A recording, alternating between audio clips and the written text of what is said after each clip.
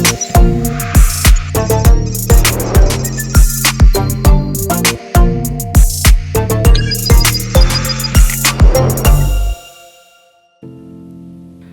you semuanya teman-teman udah mau nonton. Mudah-mudahan aku nggak bikin kalian boring dan nggak wasting your time lah ya. Jadi aku diminta sama Bang Peter kemarin di Analytics Group AWS untuk ngisi acara yang udah reguler ya Bang ya, diadakan sama php.id. Aku lihat juga tadi di videonya itu udah banyak ya, maksudnya banyak yang udah sharing tentang mungkin tentang karir, tentang tentang engineering, PHP, serverless, baru ada Cloud9, AWS dan yang lain-lain kan. Cuma belum ada yang sharing tentang cinta ya kan. Jadi itu yang aku bawakan sekarang. Enggak lah. Nah, jadi thank you ya semua teman-teman. Nah, aku coba lanjut aja. Nah, ini fotoku yang baru. Asik. Jadi sekilas aja Welly, aku namanya Welly, dipanggilnya Welly ya. Biasanya sering ngomong banyakan tentang big data analytics sama hal-hal yang berhubungan dengan data lah. Sekarang di Saifin untuk ngurusin platform high frequency trading untuk crypto derivative exchange. Ya, tapi yang aku highlight di sini nanti tentang big datanya sih, untuk bisa nge-bridging teman-teman yang mungkin pengen belajar data ke dari web developer atau misalnya front end, back end, full stack yang di bidang PHP, tapi mostly pasti kenal database ya kan. Nah, nanti aku bawakan dari situ. Nah, ini big data ya. Ada scalable storage sama scalable compute ya. Jadi kalau misalnya kalian bikin sesuatu, misalnya kayak web gitu ya, kalian bakalan punya server kan ada servernya, terus ada orang yang akses dari web browser gitu kan, ini orangnya agak gede, terus ada database-nya. Langsung aja lah ya, MySQL kan. Nah di sini kalian punya mostly komponen berikut kan, ya kan. Nah di sini kalian akan berkomunikasi dengan SQL di sini ya kan, SQL. Inilah yang biasa dilakukan gitu kan.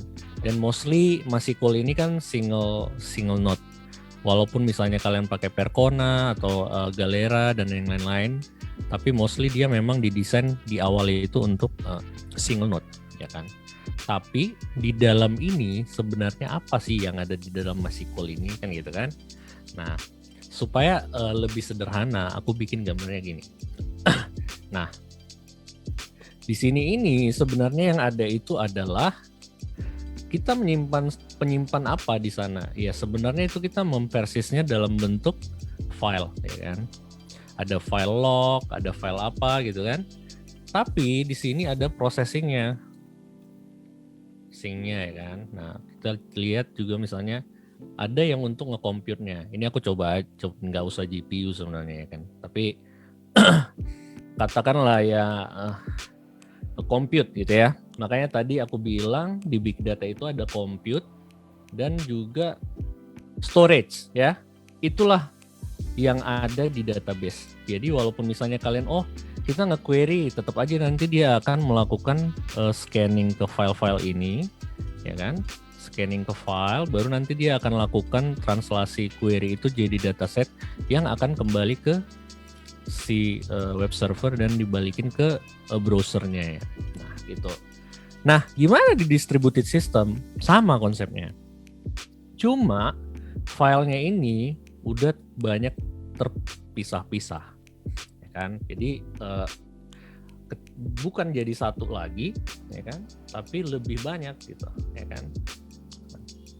Dan dia kalau misalnya kita kekurangan sesuatu, kita tinggal nambahin node baru ya.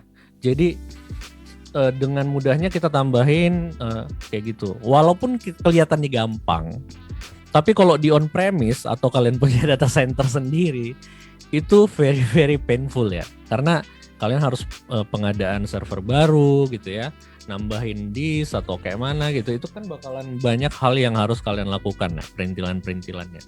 Tapi basically yang kalian lakukan interaksi ke sini, misalnya katakanlah ini big data cluster kalian, itu tetap SQL ya. Dan ada engine yang akan prosesnya jadi suatu yang lain. Oke. Nah, sekarang berikutnya apakah hanya SQL doang? Enggak. Python juga ada. Tapi ujung-ujungnya Python atau SQL itu juga akan ditranslate untuk menjalankan komputasi di server-server ini, ya. Jadi basically misalnya kalian dari PHP ini ada situs yang bagus dan memang straightforward ya. Jadi nggak perlu banyak-banyak bertele-tele. Di sini kalian bisa learning basic. Setelah kalian belajar ini, ya kan? Karena asumsiku kalian udah bisa SQL, HackerRank. Nah, di sini kalian bisa coba yang namanya kayak apa namanya? Ini ada belajar SQL sama Python dan kalian bisa ngambil yang namanya sertifikasi, ya kan? Jadi kalian bisa nguji sebenarnya kemampuanku seberapa gede sih gitu kan. Sekarang kan lagi rame tuh misalnya nge-acquire certification gitu ya. Dan yang paling penting selain SQL, kalian belajar Python tapi belajar problem solvingnya juga, ya kan? Oke, udah di situ. Dan kalau misalnya kalian memang udah PHP developer, berarti aku udah yakin kalau kalian bisa untuk producing good code lah ya, untuk working code dan yang lain. Jadi inilah untuk kalau misalnya kalian mau belajar Python. Oke, sampai di sini kita bisa lihat yang berikutnya. Oke, ini semua mostly yang ada di sini ini biasanya itu di Linux operating systemnya, ya kan? Terserah lah mau pakai Ubuntu atau apa gitu kan. Ini masing-masing single node yang akan kalian gunakan, ya kan? Terserah. Nah, dengan adanya cloud ini jadi lebih gampang. Kalian kan istilahnya kalian bikin kalian bikin 3 instance, nanti langsung dibikin. Bikin instance yang lain pasti nanti langsung dibikin. Jadi lebih simple sebenarnya kalau misalnya dengan menggunakan cloud, ya kan? Jadi kalau misalnya dasar teori hanya ini doang sebenarnya, ya kan? Nah, sekarang ini kan tadi kan kita punya big data cluster nih, ya kan? Kita coba grouping dulu. Sini ada big data cluster. Dan tadi kan kita punya MySQL, ya kan? MySQL ini adalah data storage kalian, ya kan? Nah, tapi kalian nggak mungkin melakukan processing data yang gede banget di sini. Karena nanti transaksi yang dilakukan oleh misalnya katakanlah ini customer ya. Customer kalian, ya kan? Dia bakalan melakukan transaksi tapi kalian melakukan query ke sini. Ya kan? Join sana, join sini, ya kan? Live author join apapun kalian bikin lah sampai panjang gitu kan. Apanya namanya query-nya, dan ini bakalan intensif banget CPU-nya sama memorinya, bahkan sampai yang pengen memang benar-benar transaksi atau melakukan operasi writing ke dalam database kalian jadi ngantri. Nah, makanya kalau misalnya kalian mau reporting, benar-benar mau melakukan processing, mau bikin untuk report atau bikin dashboard atau yang lain, sebaiknya itu nggak dilakukan di OLTP database, ya. Jadi OLTP itu ya online transaction. Jadi untuk transaction ya. Jadi kalian mikirnya kalau transaction itu berarti ada sesuatu yang harus dijaga konsisten. Ya. Kalau reporting kan nggak perlu kan? Ya, jadi istilahnya kalau misalnya reporting kan mostly select kan. Jadi kalau misalnya yang ini operasi kayak insert, update, ya kan, delete itu kan harus konsisten. Kalau misalnya kalian punya namanya juga transaction kan, either itu sukses or enggak gitu. Misalnya kalau apa ya, yang paling gampang e-commerce lah, ya kan. Misalnya dia bakalan bisa nge-complete satu transaction. Biasanya itu yang berhubungan dengan financial resources atau tangible asset dan yang lain. Jadi dia harus disettle. Kalau dia nggak konsisten, nanti misalnya kalau misalnya di ATM bank Bang Peter lihat saldonya berapa, gua lihat saldonya berapa, terus kita ganti-ganti semuanya kan, jadi nggak konsisten gitu. Jadi jangan sampai kita salah milih database juga gitu kan. Mungkin kita untuk kasus transaction kita bisa milih relational database. Kalau misalnya kasus yang misalnya untuk dokumen atau kalau misalnya bikin kayak model-model blog itu mungkin bisa MongoDB karena nggak butuh transaction ya kan. Dan yang lain-lain. Jadi kalian harus bisa mikirin apa yang harus ku pilih untuk use case ini. Nah, kalau misalnya data kalian udah gede banget gitu ya. Ini pengalamanku dulu di banking kan ini database-nya gede. Tapi database relasional itu ada batasnya. Jadi yang dilakukan karena transaksinya yang masuk dalam satu hari itu banyak banget, itu hanya dijaga length dari hidup dari datanya itu hanya sampai paling itu 7 hari atau berapa hari gitu. Kan? Karena transaksi yang udah masuk itu kebanyakan nggak bakalan di-relook lagi kalau dia udah komplit. Ya kan? Jadi ngapain disimpan di OLTP-nya gitu kan? Untuk di database master kita untuk OLTP-nya gitu kan. Nah, tapi di bank itu dulu kita itu pakai backup restore ya kan, jadi dibikin tape gitu supaya murah. Tapi nanti kalau misalnya kita mau melakukan analisa apa segala itu harus di-reload lagi ke database server yang baru, ribet lah ya kan. Nah, makanya dengan adanya big data ini ya kan, data lake atau apa gitu kan, kita bisa setiap kali ada changes kita bisa masukin datanya ke sini. Ya kan? Dan di sini kita nggak butuh transaction. Jadi select-nya itu cepet banget gitu. Ya kan? Karena kan mostly kan file kan. Kita nggak ngurusin transaction, kita nggak ngurusin konsistensi dan yang lain-lain kan. Jadi kita hanya fokus ya udah nge-query doang kan. Misalnya kita mau bikin dashboard ya kan. Kita bikin dashboard atau alerting gitu kan. Itu kan sebenarnya mostly sesuatu hal yang tidak perlu dilakukan dengan se-real time mungkin atau berdasarkan latest state dari database yang ada diakses sama customer. Itulah intinya analytics ya. Jadi ada OLTP, ada OLAP gitu. Itu sebenarnya. Jadi untuk transaction ya memang kita harus bikin se-lightweight mungkin ya kan, supaya jangan kebentok gitu nanti sama transaksi yang ada. Padahal ini ngasih duit kan ya kan. Padahal ini si data scientist-nya pengen lihat-lihat aja gitu ya kan. I know when I see it, itu kan data scientist kan. Jadi gue nggak tahu juga apa yang gue cari gitu. Biasanya kayak gitu. Jadi jangan sampai dia nge-query ke sini kan, bisa drop itu semuanya, di select star pula nanti kan. Atau tabel transaksi itu udahlah jebol semuanya kan. Nah kayak gitulah jadinya. Nah sekarang aku bakalan lebih simpelnya akan tunjukin sama kalian sesuatu juga lah ya.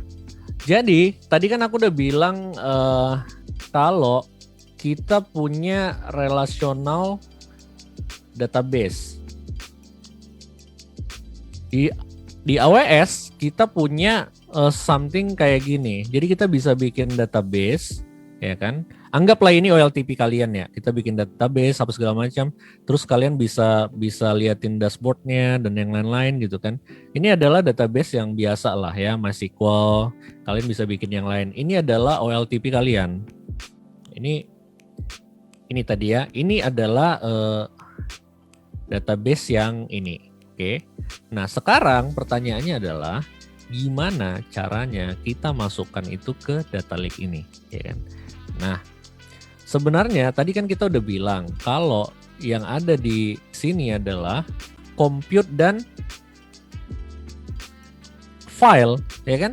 Nah, jadi yang dilakukan itu sebenarnya di sini adalah gimana caranya memindahkan. Ya udah berarti kalau misalnya di AWS kita punya yang namanya S3. Kan? Jadi kita bisa bikin kayak file folder di sini. Tapi file yang kita bikin itu langsung otomatis direplikasi. Jadi dia modelnya kalau di yang familiar dengan kalian, kan kalian bisa di komputer kalian kan lihat file and folder gitu kan. Sebenarnya itu kan abstraksi dari persistent yang akan diletakin di disk supaya kita lebih nangkep gitu kan, lebih gampang ngebrowse apa segala macam. Tapi kalau misalnya di Linux kan itu sebenarnya file-file doang yang di itu kan di structure kan. Itu representasinya ke kita. Nah, ini juga seperti itu. Tapi di sini lebih jelas. Misalnya, nah di sini kalian bisa lihat, oh ini ada folder, ada file gitu kan. Sebenarnya kan yang disajikan kan kayak gini. Oh ini ada file CSV gitu kan. Baru nanti kalian bisa lihat isinya apa gitu kan. Sama aja sebenarnya. Kalian misalnya kalau nyimpan di object storage ini apapun bisa kalian simpan gitu. Ya kan, inilah misalnya contohnya di S3. Loh, jadi ini file biasa. Iya. Sama, database itu juga file biasa itu semuanya kan dalamnya. Tapi ada layer-layer yang lain yang lebih kompleks karena dia mau jaga konsistensi. Tapi di big data it's very simple. Kita punya file, ya kan? Terus habis itu kita bakalan bisa nge-query dari tools-tools yang ada. Tapi kita nggak tahu itu maksudnya istilahnya udah direplicate berapa lama gitu. Misalnya kita nanti ke query dia bakalan ditangani sama region yang mana, itu udah langsung, udah kita nggak mikirin gitu. Beda samanya kalau misalnya kalian itu di on premise, pusing gitu kan. Kalian harus beli server, ini enggak. Jadi kalau prinsipnya dulu itu scalable compute, scalable storage. Kalau sekarang prinsipnya unlimited storage, ya tergantung berapa yang bisa kalian bayar. Dan elastic compute, karena kalau misalnya kalian nggak perlu komputasi, kalian bisa matiin servernya. Itu dia yang enaknya. Nah, dengan kayak gini, berarti yang perlu kita lakukan adalah, nah gue punya database nih, gimana caranya supaya bisa nyemplung masuk ke S3, ya kan? Filenya doang gitu. Nah, makanya kita bisa menggunakan tools yang namanya Glue. Kan? Di sini kalian bisa gampang. Kalian punya RDS, ya kan? Kalian tinggal bikin koneksi ke sana, ya kan? Ini aku udah coba bikinin koneksi ke sini, ya kan? Sama kalian kalau misalnya kalian pakai PHP MyAdmin atau apalagi SQL, dulu aku yang taunya SQL Yoke atau MySQL Workbench atau di Beaver, kalian kan bisa right click bikin koneksi gitu kan, koneksinya kemana, ke situ. Nah ini contohnya kayak gini ya. Ini kan karena memang mostly backendnya Java, jadi dia pakai JDBC, ya kan. Dia punya connection string, dia punya username, password, VPC dan lain-lain sama aja. Which is gimana kalian mendeklarasikan, kalian bisa bikin yang lain, misalnya yang lain XYZ ya. Kan, database engine-nya misalnya kalian PC, misalnya ini kan di RDS, ya kan. Nah jadi kalian pilih aja RDS, database-nya apa, tadi kan udah jelas nih, ya kan, apa, MySQL, ya kan. Nah kalian bikin MySQL situ, ini nggak pakai SSL, dan ya ini tinggal ngisi-ngisi aja sebenarnya. Database satu kan ini, habis itu ini database-nya terserah kalian mau bikin apa namanya. Di sini aku udah bikin apa namanya tadi, adventures, ya kan. Jadi supaya nggak mengulang-ulang, katakanlah kita udah melakukan hal seperti ini, ya kan. Kita udah punya ini dan kita udah punya koneksi dari Glue. Glue itu anggaplah kayak tools untuk melakukan processing big data. Anggaplah seperti itu ya. Jadi setelahnya kalian bisa ngambil data dari mana, masukin ke S3, baru kalian utak-atik, baru kalian bikin format-format yang berbeda, mau kalian join, itu nanti kalian bisa lakukan semua di sini. Oke. Tapi ini tools untuk transformasi. Nah, ini kalian udah bikin. Oke, berarti gue udah punya connection di Glue, ya kan? Sekarang yang perlu kita lakukan adalah gimana caranya gue connect ke sini, gue bisa masukin data ke sini, gitu kan? Jadi gimana dari sini gue tarik datanya ke S3. Nah, kita bikin seperti ini. Ini yang paling gampang ya. Paling gampang itu kita itu drag and drop kan, klik-klik gitu ya. Tapi jangan salah, ini aku hanya mendemokan supaya kalian bisa ngerti konsepnya itu seperti apa. Kalau misalnya kalian nanti udah ngerti konsepnya, tetap aja kita harus nge-code. Kalau misalnya kita drag and drop semua, kalian nanti pusing ngedebugnya kalau ada masalah, ya kan, karena kita nggak tahu apa yang terjadi di belakangnya. Nah, contohnya ini, source-nya apa? Tadi kan udah jelas kan relational database kan, ya nggak, glue data catalog yang ini kan, yang ntar ya aku bikin supaya nggak bingung. Nah, jadi kita mau konekin itu secara visual, ya kan, targetnya kita mau masukin S3 kan. Jadi dari ini kita pengen masukin ke S3. Ini anggaplah ini kayak glue itu kayak menyambunginnya. Ini data source-nya, ini targetnya. Oke, kita create. Nah, di sini kita lihat nih. Jadi kita ada ini data source-nya, kita harus isi nih, ya kan? Jadi base relational database. Nah, database-nya yang mana, gitu kan? Nah, di sini tadi kita udah bikin database connection, dia ke sini ya. Bentar ya. Ini jobnya di sini. Ini ingest tadi ya. Nah, oke, php.id.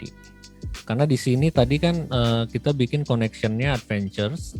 Di sini kita bisa ngambil nge-crawl semua datanya. Jadi kan kita crawl dulu nih.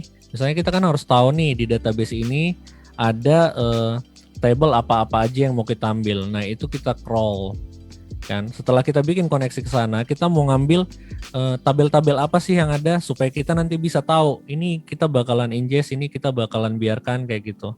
Itu kita bisa melihat yang namanya kita bisa menambahkan crawler, ya kan. Crawler itu adalah untuk ngambil skemanya, ya kan. Karena kita perlu structure kan. Perlu kita tahu, oh field ini tipe datanya apa, field ini tipe datanya apa. Misalnya kita bikin crawler 1 gitu ya, 2, whatever lah. Dari data source, data store-nya apa? Jadi BC kan, connection-nya yang ini, ya kan, yang tadi adventures tadi. Dan kita bikin adventure works karena di sini aku ada ingest data ini di beaver-ku aku tadi udah settingin nih. Nih. Ada adventure works ya kan. Ini database standar lah Microsoft lah ini. Jadi ini ada tabel, ini connect-nya nanti ke AWS. Sini ada beberapa tabel lah. Oke. Nah, setelah itu kita bikin crawler dan nanti crawlernya itu tinggal kita jalanin. Ya. Setelah crawlernya dijalanin, ya kan, misalnya kayak gini kita run crawler, baru nanti dia kan bakalan kelihatan banyak table ya, kayak gini ya. Ini aku bikinin tadi di sini ya, tapi seperti yang tadi aku bilang. Nah, ini banyak lah yang data di dalam database ini ada ini. Nah, itu di listing semua sama dia. Jadi kalian harus ingat, selalu pasti ada source, which is itu ini, dan ada target. Biasanya itu adalah S3 kan. Pasti selalu ada ini. Kan? Dan kalian harus tahu ini apa-apa aja tabelnya, apa segala macam. Dan itu harus kalian pindahkan nanti ke sana. Itulah ini yang kita lakukan kan. Ini kita udah dapat. Nah, sekarang kita mau lihat, oh database-nya apa tadi? PHP-ID kan? Yang udah kita baca dari sana. Jadi kita udah punya gambaran nih. Oke, PHP-ID. Tabelnya apa? Oke, misalnya kita mau ngambil person, ya kan? Ini udah kebuka nggak? Nah ini kan ada tabel-tabel nih. Ini yang udah diambil itu tadi semanya, udah kelihatan di sini. Terus habis itu ini kita bikin. Ini udah note-nya properties oke, ini jalan ya. Ini kita apply mapping, biarin aja dulu sekarang seperti itu. Karena ini kita biasanya kalau misalnya kalian ngambil table, ya kan, table. Saya ngambil satu table gitu kan. Itu nanti kalian bisa transform, ya kan. Jadi nggak selamanya harus kalian stay kayak gitu, ya kan. Misalnya kalian mau bikin join atau apa gitu, itu bisa dilakukan. Atau kalian mau drop gitu ya. Oh ini aku nggak butuh nih, aku mau drop aja, nggak mau pakai ini. Atau istilahnya data type-nya aku ubah, bisa. Itulah namanya transformation, ya kan. Makanya ETL atau ELT gitu kan. Jadi extract. Nah ini extract nih, ngambil dari database si RDS, ya kan. Ini baru tapi kalau misalnya di sini dia nggak transform dulu, tapi dia masukin ke S3 dulu, ya kan, ke sini, baru nanti kita transform di sana. Karena kalau misalnya kalian ekstrak datanya ke dalam satu server, sama aja kan. Nah, kayaknya kalian kayak mindahkan masalah gitu kan. Jadi kita kan harus masukin dia ke sesuatu yang memang scalable. Jadi bisa gampang untuk diproses secara distributed juga. Karena kalau misalnya kalian bikin single node lagi, kalian proses sana, ya apa bedanya gitu sama yang lama gitu. Nah, sekarang kita lihat nih targetnya. Nah, abis itu ini ada S3, ya kan? Karena kita tadi mau masukkan itu ke sini, ke compute-nya. Ini tadi yang aku kasih tunjuk sama kalian, ya kan? Sekarang kita mau nargetin ini. Nah, kita lihat nih. Oke, formatnya apa? Seperti yang kalian lihat, ada JSON, ya kan? Tapi JSON itu teks, ya kan? Kalau misalnya kalian mikirin itu teks itu gampang dibaca manusia, tapi diproses mesin itu ribet, ya kan? Kalau CSV, nah ini bisa langsung jadi Excel apa, tapi dia nggak efisien, kan? Karena kita kalau misalnya mau tahu, harus kita parsing semua, baru kita proses, baru kita join gitu kan, itu ribet banget. Atau Afro ini untuk streaming biasanya, dia row base. Nah, biasanya orang akan milih Parquet. Parquet itu modelnya itu kolumnar, ya kan. Jadi dia nggak kayak yang kalian biasa lihat kayak row base gitu loh, nggak. Cara penyimpanannya dia itu kolumnar, ya kan, makanya dia lebih efisien. Compression type-nya bisa kalian pilih apa, mau gzip atau snappy, tapi di sini dia nggak dukung. Nah, sekarang kita lihat di S3, ya kan. Kalian bisa bikin sesuatu di sini gitu ya. Kalian mau bikin misalnya, aku mau bikin satu bucket misalnya data lake gitu ya, data lake-nya gitu kan. Nah, habis itu kita create folder. Nah, sama aja ya kayak file and folder gitu kan. Nah, sekarang kita bisa balik ke sini dan kita arahkan ke sana, ya enggak? Kita lihat tadi yang kita bikin baru itu data lake, ya kan? Nih kita choose. Ini udah pas, ya kan? Ini biarin dulu kayak gitu. Partitionnya juga kita yang paling sederhana aja dulu kita bikin. Ini udah kelar. Kita save. Udah. Nah, sekarang tinggal di run gitu. Nah, nanti kita bisa lihat run details-nya. Di run details-nya ini kita bisa lihat dia lagi running atau gimana gitu. Bisa dilihat di sini kalau misalnya mau. Tadi yang ini ya, hinges ya. Hinges nggak sih? Nah, ini lagi running ya. Kita bisa lihat CloudWatch-nya dan yang lain, tapi kita perhatikan dulu di sini deh. Ini udah sukses, belum ya? Lagi running. Jadi sini nanti bakalan muncul file-file ya. Kita tunggu aja dulu ya. Runs, ya kan? Udah sukses. Kita lihat di S3-nya itu apa sebenarnya yang bikin. Nah, ini file. Ya kan? Tapi file yang nggak bisa kita baca seperti biasa gitu, bukan JSON atau CSV, tapi dia itu binary, ya kan? Nah, kalau misalnya binary, nah gimana kita cara bacanya? Nah, di sini dia di S3 itu ada yang namanya S3 select ya. Jadi dia efisien untuk ngambil file dalam Parquet itu. Karena kolumnar, bayangkan kalau misalnya kalian punya banyak row gitu ya, banyak row gitu, terus kalian simpan yang kalian lihat sebagai row itu, kalian setiap nama kalian bikin jadi satu file.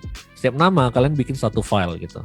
Itu bakalan efisien karena kalian nggak mungkin kalian select semua kan. Misalnya aku mau count misalnya mau banyak penduduk yang di sini di join sama ditambahkan sum semuanya gitu kan. Kalian kan hanya perlu berapa banyak penduduk di satu wilayah. Kalian nggak perlu namanya, nggak perlu itunya. Jadi kalian nggak perlu select semua row. Dan kalau misalnya ini kita lihat ini saya supaya lebih gampang sih. Jadi intinya kita mau select dari Snappy tadi, dari Parquet tadi, ya kan? Kita coba query. Bentar. Mana tadi itu data lake-nya? Ini Anyway, ini kalian bisa lihat isinya itu bisa seperti ini, ya kan? Action sama seperti yang tadi, S3, ini parquet, ya kan? Bisa kalian bikin, bisa select nih, run. Nah, kira-kira kayak gini lah bentuknya ya. Sama, yang kalian lakukan sama seperti yang tadi. Misalnya di sini ada apa, yang ada di sini juga ya ada di sana. Nih, sama aja sebenarnya, tapi lebih efisien karena kalian nggak perlu nge-query langsung ke kalian nggak perlu nge-query langsung ke database transaction kalian gitu. Nah, di sini kalian juga bisa lihat code-nya, ya kan? Sebenarnya yang dibikin tadi ini kan visual ya, jadi selain kita drag drop, tapi di belakangnya itu sebenarnya code juga, ya kan? Nah, code-nya ini code Python, dan ini adalah cara yang paling efisien kalau misalnya kalian melakukan betul-betul production ready ya, untuk misalnya kayak di enterprise atau di corporate. Ini bakalan cara yang lebih bagus untuk melakukan ingestion sama transformation sama data manipulation untuk big data pakai Python, ya kan. Jadi di sini dia akan menyediakan option juga. Kalian bisa pakai notebook, ya kan. Misalnya ini aku tadi ada bikinin notebook 1, ya kan. Kalian bisa coding Python-nya di sini, dan kalian nggak perlu repot-repot ngurusin oh ini VPC-nya di mana, ini subnet-nya di mana gitu. Enggak, itu kalian bikin tinggal development endpoint, kalian bikin, ini bakalan jadi closed loop di kalian. Kalian bisa buka versi Jupyter Lab-nya, ya kan? Karena semuanya itu yang di-generate sini code, jadi enggak kayak tools kayak Informatika, ya kan? Atau yang lain-lain yang memang kayak di hide sama kita. Ini kita bisa modify juga nih, bisa kita edit juga scriptnya nih, ya kan? Nah di sini ini Jupyter Notebook-nya atau StackMaker ya kalau misalnya tapi ujung-ujungnya sebenarnya ini Jupyter Notebook doang ya kan? Nah, nah ini sama seperti tadi, kita hanya kalau misalnya kalian lihat ya, ini sama banget kan. Nah ini ada ini gitu. Nah kenapa kalian misalnya nggak langsung coding? Karena kan kalau misalnya kalian coding, kalian bisa bikin function atau bikin prosedur, terus kalian bisa reuse, kalian bisa looping dan yang lain-lain. Enggak sestatik di sini, ya kan? Makanya aku lebih saranin kalau memang untuk production, kalian pakai code gitu. Di sini yang kalian lakukan bisa apa? Ya kalian bisa misalnya, aku mau ujung-ujungnya tetap kalian akses tabelnya, akses tabel yang lain baru di join atau di filter dan yang lain-lain. Tapi kalian nggak bakalan membebani dari production server. Ya, itu. Nah, itu aja sih dari aku Bang. Mungkin kalau misalnya ada yang mau ditanyakan, bisa gitu. Dari aku sih itu aja. Mudah-mudahan bisa membantu ya. Kasih gambaran lah gitu. Kira-kira aku berusaha nyederhanain sih supaya nggak kayak ditakut-takutin gitu loh. Simple.